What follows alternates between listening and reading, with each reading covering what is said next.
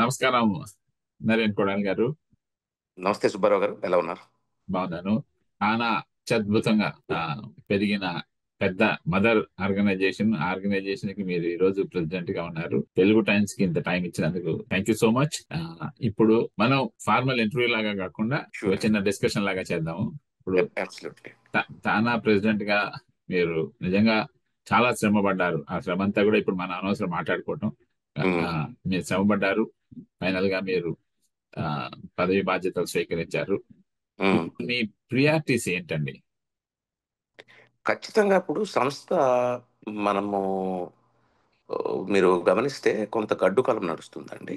ఆ ఉమ్, గడ్డు కాలానికి పలు కారణాలు ఉన్నాయి. అలాగే విజయవంతమైన మహాసభలు జరుపుకోవటము, వేలాది మంది ఇక్కడికి వచ్చి తరలి రావటము, సాంస్కృతిక కార్యక్రమాలు చేసుకోవటము, లేదంటే మహోన్నత దాతలు సత్కరించుకోవటము, ఇవన్నీ కూడా ఉన్నప్పటికీ కొన్ని అవాంఛనీయ సంఘటనల వల్ల కొంత ఇబ్బంది కలిగిన పరిస్థితిలో సంస్థ ఉంది కాబట్టి ఇంకొక మార్గమే లేదండి. First priority should be to stabilize the organization. And ప్రస్తుతం ఆ, మనకి ఉన్న నిధులు తరలింపు, అక్రమంగా తరలించిన పూర్వపు కోశాధారి దగ్గర నుంచి నిధులు మళ్ళీ తిరిగి రాబట్టము లేని పక్షంలో ఈ మ్యాచ్ గ్రాంట్ల మీద జరుగుతున్న సమస్య అనేది ప్రధానమైన ప్రయారిటీ అవుతుందండి. కాకపోతే సమయం మనం టైం స్లైసింగ్ చేసుకుని దాన్ని కొంచెము నీట్గా మనకి జరిగే కార్యక్రమాలు, సేవా కార్యక్రమాలు, మిగతా ఏమి ఆటుపోట్లు గురి కాకుండా, వాటి ఇబ్బంది పడకుండా ప్యారల్గా రెండు చూసే ప్రయత్నం చేద్దాం అనేది నా ఉద్దేశం అండి. సూపర్. మీరు మీరు నేను తర్వాత అడుగుదాం అనుకుంది మీరే స్టార్ట్ చేశారు. ఇప్పుడు ఆ తానా ఫౌండేషన్ లో జరిగిన ఫ్రాడ్ విషయంలో మ్హూ. స్టేటస్ ఏంటి సార్ ఈ రోజున? ఎందుకంటే చాలా మంది అడిగేది ఏంటంటే అసలు కంప్లైంట్ చేయలేదు, ఎఫ్బిఐకి చెప్పామన్నారు. దాని అలా అసలు ఏంటి తానా స్టాండ్ కాదు. ఇప్పుడు ఈ రోజున్న స్టేటస్ ఏంటి అసలు? ఎఫ్బిఐతో మనము సంప్రదింపులు, మనకి నిధులు తరలింపు జరిగిన రెండో రోజున మొదలు పెట్టామండి. నేను సంస్థకి లీగల్ లైజన్ గా ఉన్నాను. అవునండి. నేనే మన కార్పొరేట్ లాయర్ గారితో మాట్లాడి ఇచ్చేసి మన డాలస్లో హెచ్ఎస్ఐ అంటే హోమ్ల్యాండ్ సెక్యూరిటీ ఇన్వెస్టిగేషన్, డాలస్ వారితో మనం సంప్రదించడం జరిగింది. వారు ఈ కార్యక్రమం చేపట్టి వారు సేకరించి బ్యాంక్ అకౌంట్స్, ఈ తరలించిన మనన్ని వివరాలు అడిగారు. సంపూర్ణంగా ఒక నివేదిక తయారు చేసి ఒక 100 పేజీల నివేదిక ఆ హోమ్ల్యాండ్ సెక్యూరిటీ ఇన్వెస్టిగేషన్ మనకి ఇవ్వడం జరిగింది, ఏజెంట్ గారికి. ఆ తర్వాత ఈ కాలక్రమేణా ఆ ఇన్వెస్టిగేషన్ జరుగుతున్నప్పుడు వేరే సమస్య అంటే దీంతో ఈ నిధుల తరలింపుతో ముడిపడని వేరే సమస్య వచ్చి మ్యాచింగ్ గ్రాంట్స్ మీద మనకి ఎఫ్బిఐ వారు వేరే ఒక నివేదిక సమర్పించని అడిగారు. ఇప్పుడు ఆ నివేదికను మనము ఎప్పుడైతే సమర్పించామో దానికి కూడా ఒక డేటా, ఒక 1000 పేజీలు మనము చేసి నిజ నిర్ధారణ చేసుకుని మీలో ఏమైనా తప్పులు జరిగినాయా, లోటుపాట్లు ఉంటే మాకు ఒక రిపోర్ట్, మీరే సెల్ఫ్ అసెస్మెంట్ అంటాం కదా, ఆ రిపోర్ట్ ఇమ్మన్నారు. ఆ రిపోర్ట్ ఇచ్చినప్పుడు అందులో మనం ఈ నిధుల తరలింపు కూడా నుంచి కూడా వారికి మనం చెప్పడం జరిగింది. అప్పుడు కేంద్ర సంస్థ అయిన ఎఫ్బిఐ వారు లోకల్ డాలస్ పోలీస్కి, లోకల్ హెచ్ఎస్ఐకి ఇప్పటి నుంచి ఈ కేసు మీ పరిధిలో లేదు, సంపూర్ణంగా మేము ఏదైతే మొదలు పెట్టామో దాని పరిధిలోకి ఇది మేము తీసుకెళ్తున్నాము, ఇక్కడి నుంచి ఇన్వెస్టిగేషన్ మేమే ముందుకు తీసుకెళ్తామని వారు మనకు చెప్పడం జరిగింది. వారు నా ఉద్దేశం ప్రకారము తీవ్రమైన దర్యాప్తు చేస్తూ ఉంటారు కానీ కేంద్ర సంస్థ కాబట్టి కొంత డిలే అంటూ నడుస్తూ ఉండొచ్చు. బట్ వారికి మాత్రం నేను ఘంటాపథంగా చెప్పగలిగింది ఏంటంటే ఇప్పుడు నేను చెప్పినవన్నీ కూడా ఈ ప్రక్రియలు జరిగినాయి. కాకపోతే కొంతమంది ఆందోళన ఎందుకు గురవుతారంటే ఇలా చేసిన వ్యక్తి ఈరోజు కూడా ఇదే దేశంలో ఉన్నారు, లేకపోతే స్వతంత్రంగా అటు ఇటు తిరుగుతున్నారు, ఏమి చేయలేదంటే చట్టం తన పని తను చేసుకుంటున్నప్పుడు మనకి ఎంత దుగ్ధున్నా, ఎంత బాధ కలిగించినా, డబ్బులు తస్కరించిన వ్యక్తి మన మధ్యలో తిరుగుతున్నాడన్న బాధ ఉన్నా సరే ఆ చట్టానికి లోబడి మనం ఉండాలి. కాబట్టి ఈ ప్రక్రియ కొనసాగినంత వరకు మన ఓర్పు సహనంతో ఉండాలనేది నా యొక్క ఉద్దేశం అండి. సుబ్బారావు గారు. యాక్చువల్లీ నిజం చెప్పాలంటే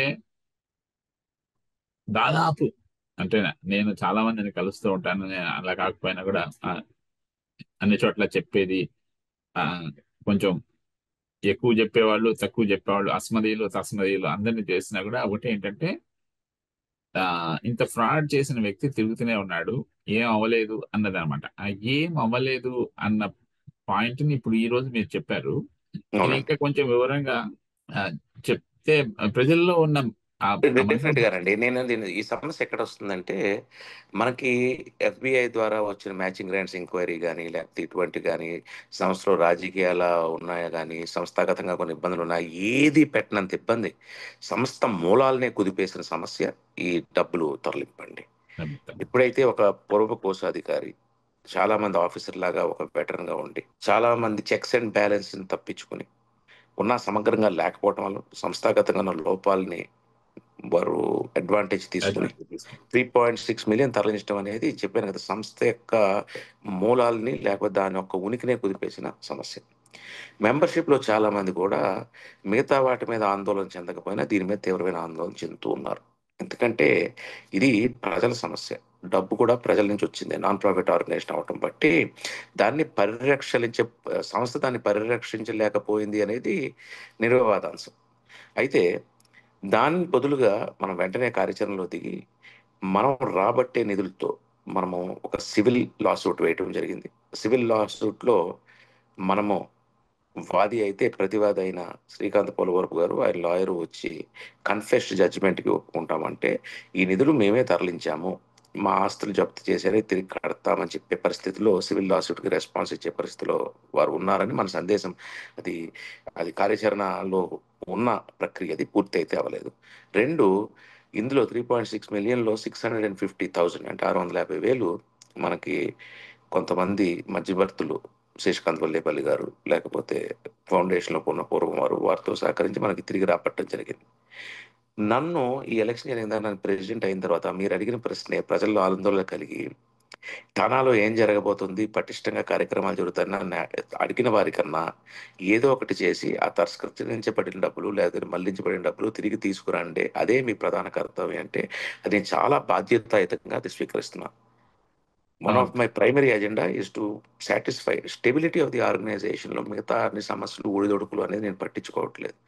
ప్రధానంగా ఈ డబ్బులు తిరిగి రావటమే నాకున్న ప్రముఖమైన ఎజెండా అని చెప్పి నేను తెలియజేస్తూ, ఎఫ్‌బిఐ వారితో తీవ్రతరం చేయటము, లీగల్ అయ్యేవిధంగా నా కార్యక్రమాలు చేయటము, డాలస్ వారితో మళ్ళీ మాట్లాడటము, సివిల్ లాసూట్ ఇటువంటి ప్రక్రియలు జరిగినప్పటికీ ఇంకా ఎలా దీన్ని స్పీడప్ చేయాలి, మనిషి తిరిగి రాబట్టి ప్రతీకార చర్యలు, ఆ వ్యక్తిని ఇబ్బంది పెట్టడము, ఇయన్నీ ప్రజలు కోరుకుంటున్నప్పటికీ నాకున్న ప్రధాన లక్ష్యం అది ఒక మార్గం మాత్రమే. డబ్బులు తిరిగి రాబట్టడమే ప్రధానమైన మార్గం కాబట్టి కొంచెం సమన్వయంతో ఇంకా ఉధృతంగా పనిచేస్తానని నేను మాటిస్తున్నాను. బాగుందండి. మీరు ఆల్రెడీ అంత క్రితం కూడా తానా లీగల్ లైజన్ లో ఉన్నారు కాబట్టి మీకు కేసు పూర్తిగా తెలుసు. ఇప్పుడు మీరు ప్రెసిడెంట్ గా, అధ్యక్షుడిగా బాధ్యతలు స్వీకరించారు కాబట్టి తప్పకుండా ఆ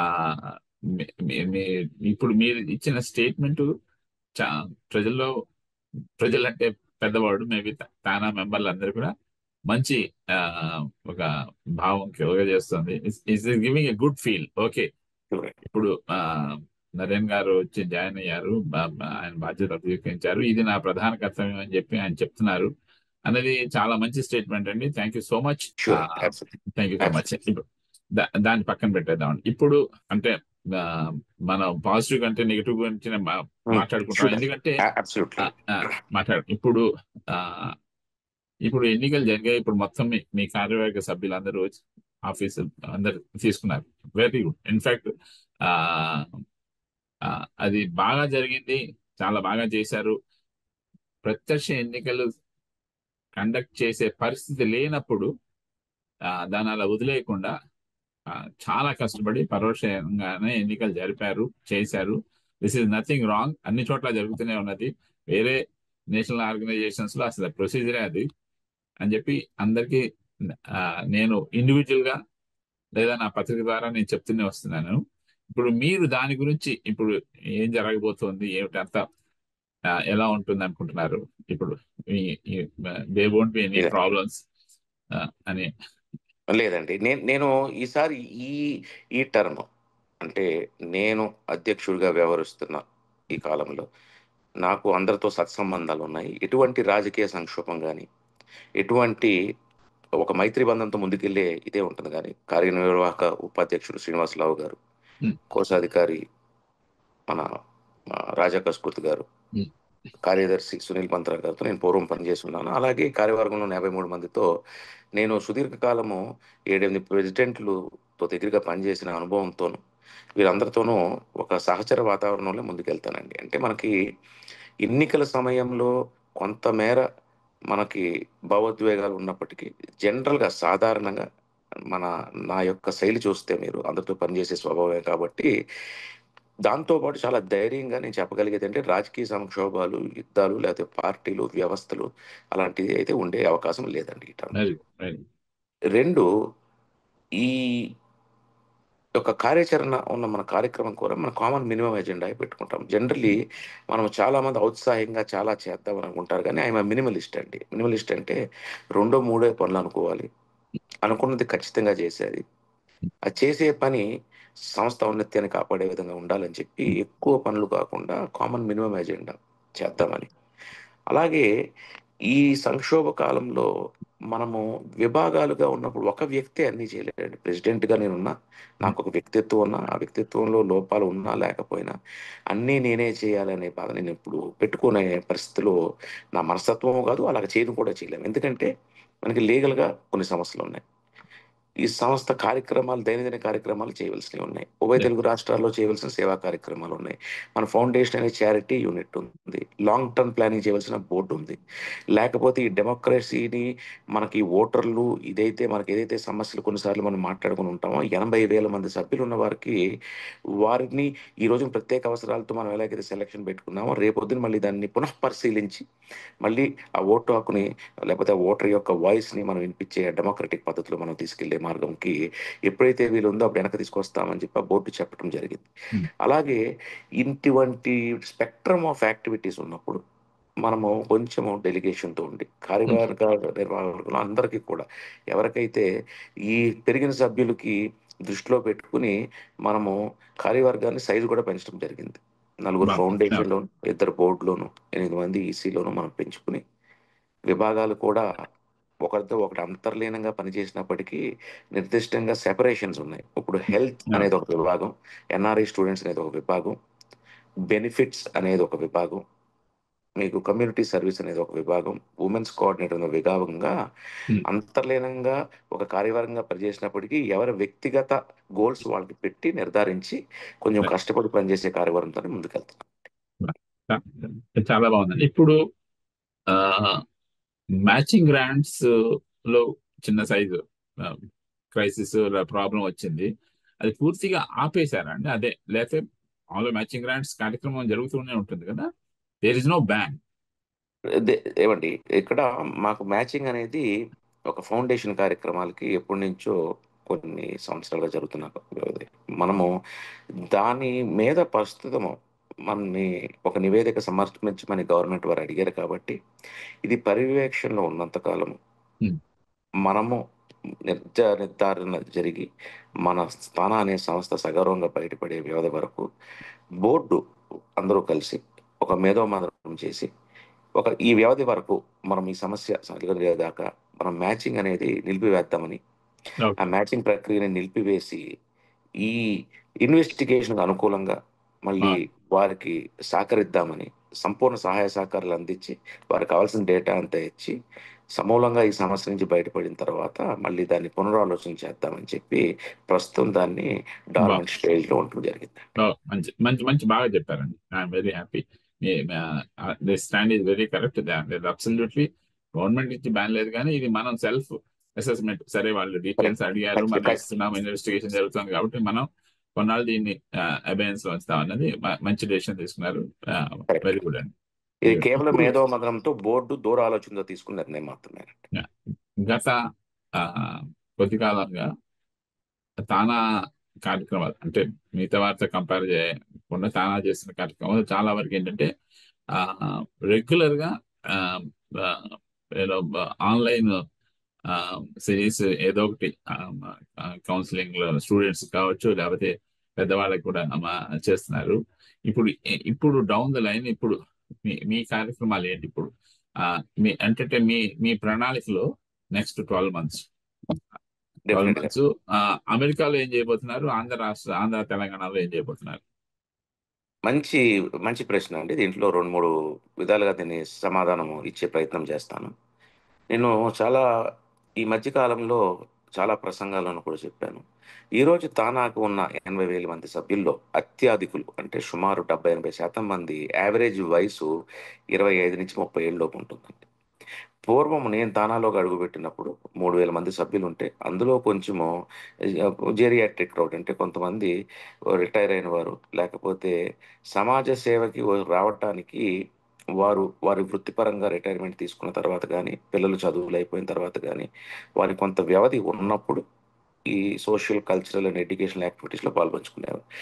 కాలానుగుణంగా మారిన పరిస్థితులు బట్టి యువకులు చేరటం జరిగింది. మీకు తెలుసు సార్. పోస్ట్ కోవిడ్ నుంచే ఉభయ తెలుగు రాష్ట్రాల నుంచి సుమారు 5,000 మంది, 500,000 మంది అంటే 5,00,000 సార్. మంది స్టూడెంట్స్ ఇక్కడ ఉండటం. మీరు కూడా ఒక సంపాదకీయుడిగా, సార్. లేకపోతే మీరు ప్రస్తుతం అమెరికా మీద అవగాహన ఉన్నవారు తిరిగినప్పుడు కేవలం కొన్ని కొన్ని సార్. రాష్ట్రాల్లో అయితే 1,00,000 మంది స్టూడెంట్స్ ఉన్న ఆ, సందర్భాలు కూడా ఉన్నాయి. అవును. వీరిలో అత్యధికులు ప్రస్తుతం మెంబర్‌షిప్‌లో ఉన్నారు. సో, వీరికి ఉన్నాయి ప్రత్యేక అవసరాలు. చాలా ప్రత్యేకమైన అవసరాలు. వాళ్ళకున్న సమస్యలు మోస్ట్ ఆఫ్ దెమ్ ఈ దేశంలో మనం ఉండగలమా లేదా? ఉంటే డబ్బులు ఉన్నాయని కొంచెం ఆందోళనకు గురైన తర్వాత ఇక్కడ లాని అవగాహన చేసుకోలేక రోజు ఇబ్బందుల్లో పడుతున్న సందర్భం. రైట్. డొమెస్టిక్ వయలెన్స్ మొదలుకొని లేపోతే షాప్ లిఫ్టింగ్ మొదలుకొని, లేపోతే యాక్సిడెంట్స్ మొదలుకొని, ఇక్కడ తెలిసో తెలియకో ఒక చిన్న తప్పు జరిగినా అంటే పార్కింగు ఒక ప్రదేశంలో పెట్టిపోయి రెండో చిక్కినా సరే, ఉన్న ప్రభుత్వం ఇమిగ్రేషన్ మీద తీసుకున్న స్టాండ్ బట్టి వాళ్ళని ఇబ్బంది పెట్టడం. కొన్ని కొన్ని సార్లు దేశం విడిసి వెళ్ళిపోమనటం. సార్. కొన్నిసార్లు ఎంట్రీని ఆపేయటం. ఒకవేళ విడిసి వెళ్ళినా మళ్ళీ రీ ఎంట్రీ రాలేకపోవటం. ఇక్కడ కుటుంబ వ్యవస్థను అర్థం చేసుకొని వారు ఒక కా ఒక ఒక ఒక స్టూడెంటు లేపోతే ఒక సంబంధంతో ఒక పెళ్ళయ్యి 25 ఏళ్ళు, 30 ఏళ్ళు వచ్చిన తర్వాత ఆహ్, ఇప్పుడు రియల్ ఎస్టేట్ దీంట్లో లేపోతే ఒక ఇల్లు రెంట్ తీసుకొని వారు ఆ హెచ్1కెళ్ళి, ఆ హెచ్1లోకి వచ్చే ఇమిగ్రేషన్ ప్రాబ్లమ్స్, ఆ తర్వాత స్టేజ్‌లో వాళ్ళకొచ్చే గ్రీన్ ప్రాబ్లమ్స్ రేపొద్దున రాబోయే తరంలో మిగతా విద్యాపరమైన, సాంస్కృతిక కార్యక్రమాలతో పాటు పూర్తిగా దీంట్లో నిమగ్నం అవ్వాలనేది నా కోరిక. ఒక సార్. ప్రెసిడెంట్‌గా నాకున్న ప్రధానమైన అంశం, ప్రధానమైన ఛాలెంజ్, ప్రధానమైన గోల్ ఈ డబ్బులు రికవరీతో పాటు అంతే ఈక్వల్‌గా, అంతే సమానంగా ఈ యొక్క కొత్తగా మన సంస్థ అంటే సభ్యులు. సభ్యులు ఎక్కువ శాతం ఎవరు ఉన్నారో వారికున్న ప్రత్యేక అవసరం ఏంటో చేయవలసిన బాధ్యత నడిపించవలసింది కార్యవర్గానికి, అధ్యక్షుడికి ఖచ్చితంగా చేయాలి. That is the nature of non profit organisation. సభ్యుల కోసమే కదండి. మన మిషన్‌కి అనుగుణంగా ఖచ్చితంగా ఫోకస్ మాత్రం ఈ 80 సభ్యులు వీరికున్న ప్రత్యేక అవసరాల మీద ఉండబోతుంది. అదే ప్రణాళిక. జరగబోయే కార్యక్రమాలు కూడా దాని మీదే ఎక్కువ కేంద్రీకృతమై ఆ, ఉంటాయి. చాలా చాలా చాలా బాగా చెప్పారండి. In fact need of the hour, అది నీడ్ ఆఫ్ ద అవర్ ఇప్పుడు. ఎస్పెషల్లీ ఏంటంటే ఇప్పుడు కొత్తగా ట్రంప్ తీసుకున్న తర్వాత రకరకాల ఇష్యూస్ వస్తున్నాయి, రకరకాల ఇష్యూస్ వస్తున్నాయి. మళ్ళీ దాని ఏదో సొల్యూషన్ ఏదో వస్తుంది కానీ, బట్ ఓవరాల్ గా ఆ ఆ ప్రాబ్లం అట్మాస్ఫియర్ అయితే అంత చుట్టూరా కమ్ముకుని ఉన్నది. ప్రాబ్లం అట్మాస్ఫియర్ అయితే కమ్ముకుని ఉన్నది. చాలా మీరు టేకప్ చేయడం చాలా బాగుందండి. చాలా చాలా చాలా బాగుంది. I really appreciate your Sure. Stand. Abs- we Absolutely. Hope that really TANA will do a good job. దానివల్ల ఏమవుతుందంటే అందరికీ కూడా మంచి జరుగుతుంది. Sure. సో తానా మెంబర్స్కే కాకుండా మిగతా వాళ్ళు కూడా కమ్యూనిటీ కూడా బాగుపడుతుంది. ఎస్. Sure.